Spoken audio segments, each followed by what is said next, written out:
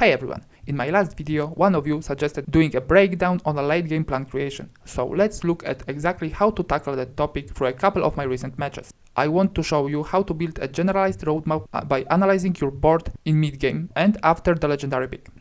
Let's jump into our first example, which centers around a fair synergy roster build. At the board state, just after the unique pick, this is the exact moment where your path becomes more stable and you can start thinking about your roster in long term. To be honest, my team doesn't look especially good exact second, except for one huge factor, a very powerful unique, Azelf, with a crit set already equipped. Your unique pick is always the first critical indicator of what you actually want to achieve in your final roster. Since Azelf is a dual fairy psychic type Pokemon, checking the psychic options for the squad is just good practice. I already had Hantena on the board, meaning I only needed one more overlap to activate the trait. If you don't know these overlaps by heart, a great habit is to check the Wiki's synergy tab during the game. Just pick your main synergy and use drop-down menu to find your side synergies. From the basic pool, the only available option there is Ralts, which has a fantastic AP carry potential. This is exactly what I'm looking for. Because my Azelf was built with physical AD items, having a side carry with a different type damage is huge. A side carry isn't always easy or even possible to set up, but when you can manage it, it makes beating heavy defensive teams like rock or ground composition significantly easier. But remember to always check the ad picks too, as there are usually more options to consider there. In this specific game there was only one fairy ad pick available, Mime Jr. He perfectly matched my psychic fairy roster needs, and as an uncommon unit it meant he would be much easier to hunt down in the mid-game pool. So, looking at the math, there are 4 possible fairy psychic units in the game. Getting at least 3 of them on the board is the goal here, as it heavily powers up both of my carries, Azelf and Kirelia. Having this roadmap in my mind early also changes how you evaluate item picks.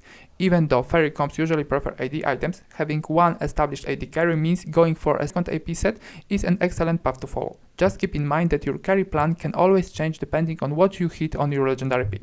But let's look further into the planning phase. Checking what other overlaps the fairy synergy has, I noticed Flora. This is honestly a trap here because of Flabibi's many forms and just not a strong side synergy unless you are explicitly pairing it with grass. The next option is Baby, but it doesn't provide any combat boost, so that's another line I wouldn't waste time searching for. The most interesting path are the next two. Normal and Sound. Since our range carry won't benefit from Sound synergy, I aimed my sight completely at a normal synergy splash. It adds great defensive potential to the roster and opens up new item options to consider. I already had Igglybuff, so to hit normal 3 I just need 2 more.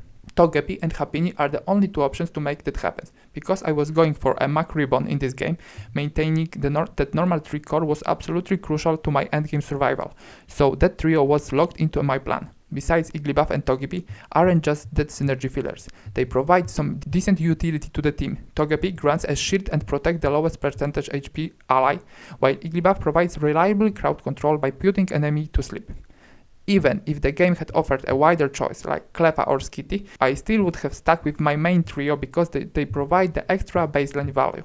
And remember, just for bare stats alone, you should always consider running an Evolve Ultra Pokemon with a matching main synergy on your endgame board. So, that was the plan I mapped out. The ultimate reality check for a blueprint happens right after the legendary pick. In best case scenario, you hit something that matches your exact setup. In my case, I was looking for strong melee carry since I already had a range backline planned out. Having a powerful front line is crucial to buy enough time for your range carries to actually deal their damage.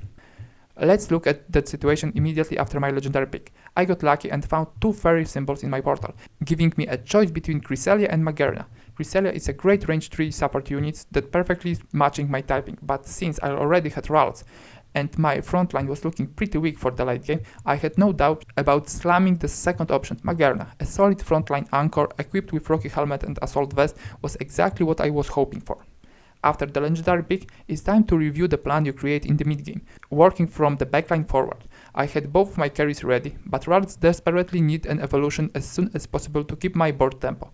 My supports in the second row were in place. Though Cutiefly, as good of a unit it is, was definitely the least important link in the chain.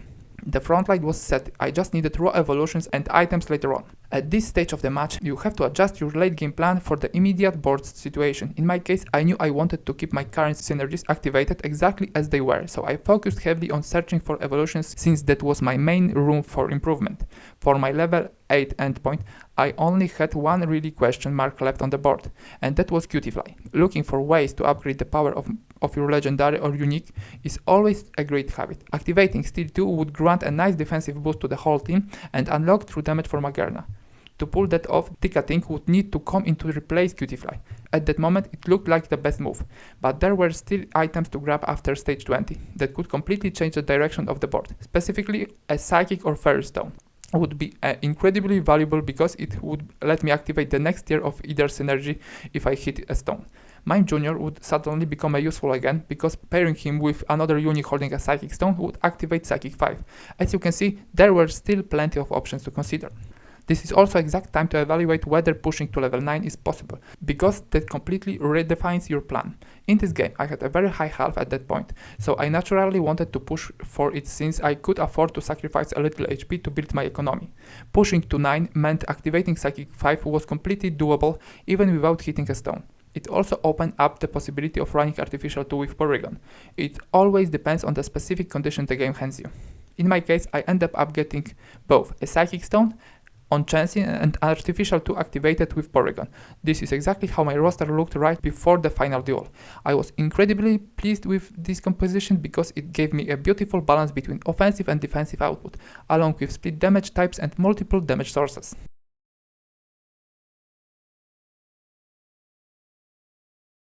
Now let's take a look at much less typical situation with my second match. Preparing for the Gyarados fight, my initial plan was to play either Dragon or Aquatic in the late game. I hit a Dragon portal, but the game handed me the worst possible Dragon unique, Azelf. I couldn't afford to pick him because I was already sitting on heavy loss streak and desperately needed an immediate tempo boost to avoid bleeding out. That's why I opted for Mantike instead. It was simply the best option available to keep me alive. I already had a basic water setup ready, though I hadn't been lucky with fishing, only catching a single Magikarp. This is what my board looked like at the start of the midgame. Waiting around for Gyarados just wasn't an option here. I couldn't afford to sit at the bottom of the lobby waiting that long. Instead, I started thinking about a potential Milotic. Committing to water without a chance for Gyarados meant that hitting water 9 at level 8 was only going to be possible if I managed to high-roll Horsey, Milotic and Waterstone, or hit Palkia as my legendary. Not exactly promising perspective to rely on. My first goal was simply securing a stable water 6 or higher composition with decent side synergy or high value units. Going for the water synergy was heavily encouraged by the available pool. Seeing Clauncher and Tentacool early on was a clear signal that pool offered great water type support. With Tentacool acting a decent water aquatic filler tank, at stage 12 this concept was pushed even further when Wailord and Buzzle were added to the available pool options. Crucially, because both Tentacool and Buzzle share the dual water aquatic typing, it's opened up highly flexible routing options, allowing me to plan out a dual line water and aquatic setup with excellent defensive depth well in advance. Even though my long-term plans were being heavily interrupted by my low health pool, to increase my mid-game tempo, Buzzle was a temporary item holder just to keep my front line intact. That first line was my absolute biggest problem, because without Gyarados or a decent melee unique, you don't have many natural options up front. During the mid game, I decided to fully commit to Water Aquatic as my main line because Aquatic provides a fantastic pushback and healing effect, which acts as a great defensive shield for my strong range units. Heading into Legendary Birds fight, I was in much better shape in the lobby, but I was still praying for a melee legendary to make the front line look respectable. The game actually handed me a double water portal, but I decided to do something completely different. Instead of going for Suicune, which is a great unit on paper but a highly unreliable primary tank because he tends to dash straight into the enemy backline, I picked Volcanion. If you look closely at the stats, Volcanion has the exact same base HP as Suicune and only slightly less defense, but with my specific items his survivability could be improved significantly. So I placed him right in the front line. I only felt comfortable doing this because I had solid defensive items ready. I did mess up my itemization a little bit. The lobby was heavily leaning AP, so that Assault Vest really should have gone directly to Volcanion. My plan at that moment was to skip forcing Water 9 and instead run an Aquatic 8 Water 6 split, with a roadmap to eventually replace Mantike with Drizzle, while keeping Dragon 3 active with using Gumi, Dratini and Sidra. But after finally hitting Drizzle at stage 21 and immediately winning 2 PvP duels, my perspective changed. I realized that the Water 9 was actually achievable and just a flat out better option for my board. On top of that, Mantike was actually putting in a really good performance, so I adjusted my plan to run both Mantike and Rizal on the board together. At that exact moment, the idea of raw board power completely won out over strict synergy maxing. Having strong high quality units on the field can often be way more beneficial than just maxing out a synergy trait. In my case, this adjusted roadmap gave me a clean, clear path to level 9, which I hit at stage 25, securing water 9 alongside with Aquatic 4. Instead of executing a massive mid-game blueprint like in the first match, this game was all about being highly reactive to the specific conditions of the lobby and upgrading roster part by part. In this game, I had a zero luck with fishing. Gallardos was never an option. Milotic was close, but my Ditos had to go to Drizzle, and Wishy-Washy was close but never quite go there. Hitting any of those units would have completely redefined my roster plan, especially Milotic since it's a dragon, but that just wasn't the case this time around. To summarize these two examples into a general guide, your late game blueprint typically begins to shape the moment you secure your unique pick. In most cases, you want to make these units as strong as possible, and because it will likely remain with your squad until the end, planning around its typing is a highly effective starting point. To find patterns quickly, it's helpful to build experience with typing overlaps or actively consult the wiki during your game. You can also actively calculate around your ad picks, both the unique choice at level 10 and the epic ad picks at stage 12. These units are often statistically stronger than those in the regular pool, meaning they can offer a distinct advantage if integrated correctly. Knowing they are in the pool always allows you to plan your further board transitions early. Similarly, regional units plays a major role as you transition into the mid to late game and have more gold to spend. Your legendary pick can either complete your mid game plan or prompt you to redefine it. Stones are highly impactful team building items. Securing one can allow you to run powerful high value units that wouldn't otherwise fit. Furthermore, ultra Pokemon are standard pillars of your late game boards, meaning their typing are highly worth planning around. Ultimately, the core of roster building is that every single member of the field should serve a distinct, active purpose. From there, you simply replace your lowest value pieces with stronger options. Value can also be dictated by unit range.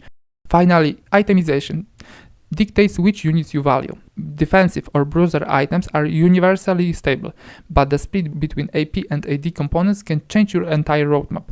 That approach I found most effective for roster building. Thanks for watching, like and subscribe to help the channel grow, and I will see you in the next one. Bye!